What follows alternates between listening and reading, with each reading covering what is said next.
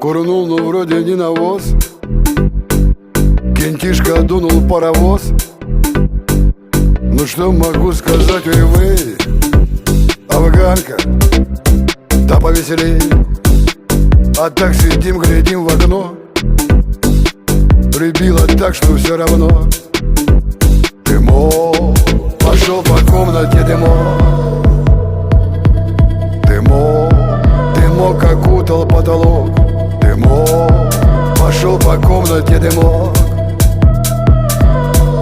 Вдруг сзади кто-то